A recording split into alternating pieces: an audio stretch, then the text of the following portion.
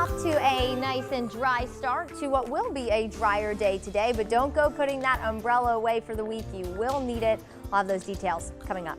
The Northeast feeling the effects of storm system Henri. We take a closer look at the damage it left in some states. Plus, COVID-19 is affecting safety measures for some central Georgia school districts, what you'll need to wear in Jones County, and what Crisp County schools start offering today. Bibb County school students will soon have free access to the public library. I'm going to tell you everything you need to know in just a few minutes. Well, good Monday morning. You're taking a live look over a beautiful downtown Macon. The time is now 6:31. You can notice the days are starting to look a little different. Usually we would see the sun up, but it's changing now on this August the 23rd. I'm Wanye Reese. And I'm Caitlin Heck. What we are not seeing on that sky cam this morning, though, is rain, thankfully, Courtney. Oh, yeah. That's right, yeah. But even though we're dry, it is still feeling like there's a lot of moisture out there, like you're walking out and jumping into a swimming pool. It's a very humid morning. And yes, the days are going to start to get shorter as we get closer to the start of fall. Beyond that, the days get shorter and shorter, which for us on the morning team is quite nice because right now we go to bed and the sun is still up. 74 right now. True. It is true. 74 right now in the city of Macon. You are looking live, of course, on top of Atrium Health Navicent. Dew point in the low 70s. That's the culprit for all of that lovely humidity you are going to step out to. 73 in Warner Robins, 72 in Gordon, 74 in Cochran, 72 in Forsyth. We're at 72 in Thomaston and 73 in Butler. Here's a look at the dew points. Low 70s area wide. You pair that with the heat of the day today because those are going to stick around. It will feel more like the triple digits for just about all of the afternoon. Now, thankfully, as we start to increase rain chances this week, our feels like temperatures won't be quite as high. Still going to feel hot, though. I'll take you through it all. That's in my full forecast in a few minutes. Well, thank you, Courtney. Some states now seeing the aftermath of heavy flooding. In Tennessee, record-breaking flash floods left at least 22 people dead, and rescue crews, they are still searching for many missing people. That's according to CBS News. You see the water right there on your screen. The flooding in rural areas over the weekend washed out roads and disabled cell phone towers and power lines, and phone lines rather. Storm system Henri continued to dump heavy rain and storm surge in parts of New England. From Massachusetts to New York and New Jersey, Henri flooded streets and homes and toppled trees and power lines. Just look at some of those waves there. It made landfall yesterday in Rhode Island as a tropical storm. A teen wanted in connection to a West Macon shooting is now in jail. The Bibb County Sheriff's Office says 18-year-old Garrolos Hunter Jr. turned himself in Saturday. Hunter faces an aggravated assault charge and is being held without bond. That charge follows a shooting outside a home on Lilly Avenue over a week ago. The Sheriff's Office says they got a report that two men got into an argument and one of them got shot. Now let's take a look at news from across the state. Atlanta's homicide rate is climbing. A deadly triple shooting early yesterday morning in southwest Atlanta marks at least 103 homicides in the city so far this year. That homicide number is according to the Atlanta Police Department. Police say the three victims of the shooting yesterday were between the ages of 35 and 45 years old, and they're still working to find out who's responsible and what led to the deadly shooting. At this point last year, Atlanta had 92 homicides and saw nearly 160 total in 2020. In response to the city's violence, Mayor Keisha Lance Bottoms created the Office of Violence Reduction, promised to hire more officers, and allocated $70 million in public and private funding to the Anti-Violence Advisory Council. So far, the council has made 9 recommendations on how to fight crime in the city. Well, Georgia law enforcement officers could soon take blood samples of someone accused of drunk driving. The Georgia Governor's Office of Highway Safety got a $44,000 grant, and they plan to use that money to train state and local officers and buy equipment for the certified officers to draw blood. The agency says this will help in the prosecution of DUI cases by providing critical toxicology evidence.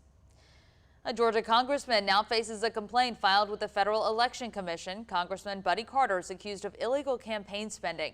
The Democratic Party of Georgia says Carter spent campaign funds for a statewide advertisement, but has not yet announced his run for a statewide post. That is required 15 days after spending more than $5,000 to campaign for another seat. The complaint centers around an ad that aired during the Major League Baseball All-Star Game. According to the Associated Press, Carter told the Brunswick News he views the complaint as nothing more than political. And this week, one of Georgia's 2 U.S. senators will head to Macon to ride a bus. Yeah, you heard that correctly. Senator John Ossoff will visit Bibb County to talk about infrastructure and will ride one of Macon's new electric buses. He will brief local leaders on investments in Georgia's public infrastructure and the bipartisan infrastructure bill. His team says the briefing starts at 5 tomorrow night at the Macon Transit Authority Administrative Building. After that, he'll ride one of Macon's new electric buses to Terminal Station on Cherry Street, and there he'll hold a news conference at 6 tomorrow night. This morning, visitation limits start at a downtown Macon Hospital. Atrium Health Navicin announced the change last week, citing a rise in COVID-19 cases. Patients at the hospital will only be allowed one visitor at a time. Adult patients can have one overnight visitor, but children can only have 2 visitors. Visitors under the age of 12 won't be allowed, nor will people with cough, fever, shortness of breath, or flu-like symptoms. Visiting hours will be from 10 a.m. to 7 p.m. daily. Well, schools continue updating their safety policies as the state deals with rising COVID-19 cases. Starting today, students and staff in Jones County will need to mask up inside school buildings. This lasts until September 17th. The district also plans to stop contact tracing students. It says students who have symptoms of COVID-19 should not go to school. Also, anyone who's currently quarantining but has no symptoms can return to class. The district says it will revisit the mask policy around September 17th. Also today, Crisp County schools plan to head back in person. This comes after the district previously moved all students to virtual learning for about 5 days. Starting today, the district says they will offer an online learning option for K through 12 students who choose not to return to campus this semester. And speaking of students, there's a clinic to help with a shot that you might need. Houston County will host a meningitis vaccination clinic for students this week. The county health department says Georgia recently updated its vaccination requirements for students. Now your child must show proof of getting the meningitis booster shot before starting the 11th grade. The vaccination clinic will happen at the health department site on Cohen Walker Drive today, Wednesday, and Friday. Your child can get the shot between 3:30 and 5 each of those days. The health department says you can also set up an appointment during their normal clinic hours. That's not the only vaccine being offered this week. Tomorrow and Wednesday, the Macon Volunteer Clinic plans to hold COVID-19 vaccination events. They say it will happen at their site on Rogers Avenue. Health workers will provide the Moderna and Johnson & Johnson vaccines, so you must be 18 and up. Walk-ups are welcome. The one tomorrow, it runs from 9 a.m. to 2 p.m. On Wednesday, that will run from 3 to 6 p.m. Well, your time is now 6:37 a.m. We're just rolling on along, and it's nice to see that the days now, Courtney and Caitlin, they're starting to get shorter, because even like last night, trying to go to bed like around 7:30, I'm like looking out the window and I'm like, oh, why am I going to bed? Yes. Why? The sun is still out. Exactly. And then we get into the winter months and the sun sets around like 6 o'clock. Super And early.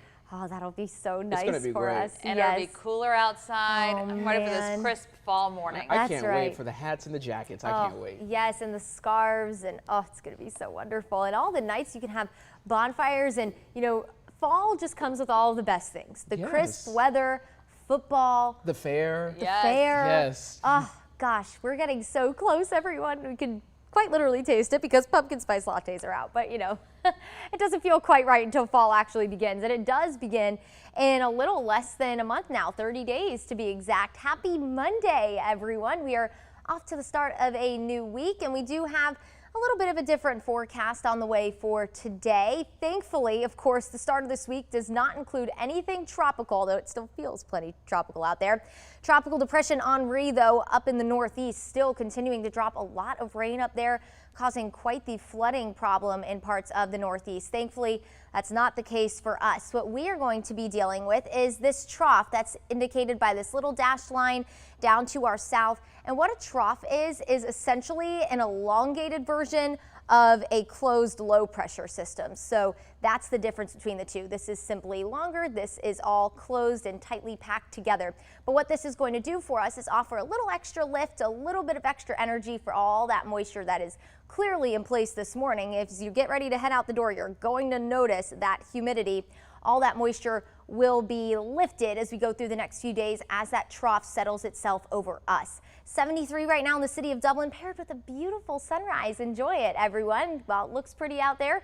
Doesn't really feel that pretty. 75 in Macon, 73 in Warner Robins, 72 in Forsyth and in Thomaston, and in Eastman, 73 if you're waking up with us in Wrightsville. We continue our dog walk forecast, and Bruno is, I think some of these dogs are just a whole mood, everyone. Just a nice big yawn. I think we've all done that here a couple of times this morning. This is Thanks to Philip Blinson. Thank you so much for the photo. And if you are giving your dog a walk today, of course, the morning, probably the better time for that. Not because of the storm activity for today, because that's going to stay to a minimum, but it is going to be very hot and humid. So let's take you through all the storm activity first, because we are going to start to increase our coverage of rain as we go through the rest of this week. Today, maybe just an isolated shower and storm, primarily for the afternoon hours. And then as that trough starts to lift back to the north, that offers us again a little bit of extra lift, a little extra energy that will help increase our coverage of rain and storms as we head through the rest of this week. Definitely not going to be a washout for your Tuesday, but you could run into some heavier downpours, especially for the ride home. And then Wednesday, we are going to increase that coverage of rain. I have us at about a 60% chance for rain on Wednesday. The only good thing about that, though, is it's going to keep our feels like temperatures out of the triple digits. Still going to be very hot, but we won't have those dangerously hot feels like temperatures where it feels like the triple digits all afternoon. Going to take you out to the tropics quickly. Nothing of concern, about a 20% chance of development for that disturbance in the Caribbean. Same for the one in the Atlantic. The good news is there's a lot of Saharan dust out there, and we like Saharan dust because that really alters or prohibits storms from getting stronger. So we'll like that the Saharan dust is sticking around, because that means less and less tropical activity for us to worry about.